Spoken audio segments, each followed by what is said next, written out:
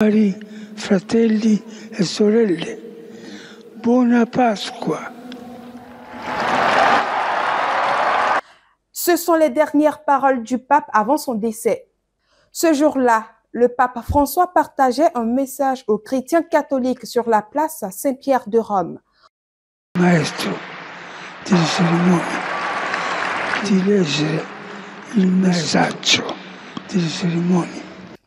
Au lendemain de ce message, le monde retient son souffle. Le cardinal Farrell annonce la mort du 266e pape de l'Église catholique dans un communiqué du Vatican.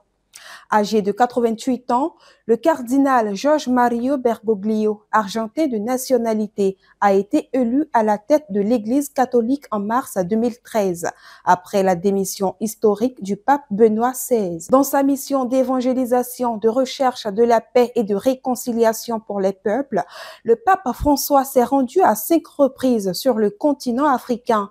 Au cours de ses voyages, 10 pays ont été visités. En 2015, le pape François se rend dans 3 pays, Kenya, Ouganda, République centrafricaine, avec des missions spécifiques.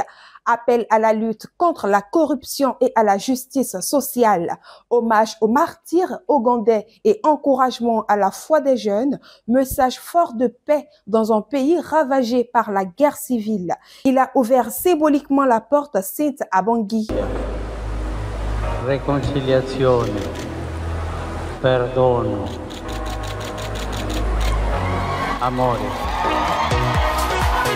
À promotion du dialogue interreligieux, notamment avec l'islam en 2019, encouragement au processus de paix après des années de conflit au Mozambique en 2019, appel à la protection de l'environnement et au développement durable à Madagascar en 2019, infatigable serviteur, le pape François se rend à l'île Maurice en 2019. Lors de son passage en République démocratique du Congo en 2023, il appelle à la condamnation de l'exploitation des ressources et fait un plaidoyer pour la paix dans l'est du pays. Au Soudan du Sud en 2023, son message est clair. Il met en lumière la réconciliation car il estime que le peuple soudanais a faim. Depuis l'annonce de son décès, les dirigeants politiques et religieux de tous bords du monde entier ont rendu un hommage unanime au pape François. Premier pape de l'Amérique latine où il y a le plus de catholiques au monde depuis le 8e siècle, le pape François est décédé des suites d'un AVC. Jorge Mario Bergoglio est né en 1936 en Argentine dans une famille ouvrière d'origine italienne. Entré comme novice dans la compagnie jésuite en mars 1958, il est nommé prêtre en 1969, évêque de Aoka et auxiliaire de Buenos Aires en 1992, puis archevêque coadjuteur du même diocèse. Président de la conférence épiscopale d'Argentine de 2005 à 2011, il est nommé cardinal par Jean-Paul II en 2001. À 76 ans, il est élu pape. En mémoire de l'engagement de Saint François d'Assise, il choisit le nom de François. Il devient alors le 266e pape de l'Église catholique. Amateur de football et de tango, il est très à l'aise en public.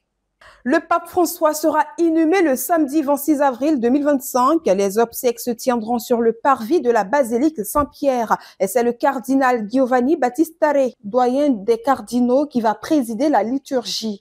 Avant l'ultime séparation, les fidèles chrétiens catholiques auront la possibilité de se recueillir sur la dépouille du souverain pontife.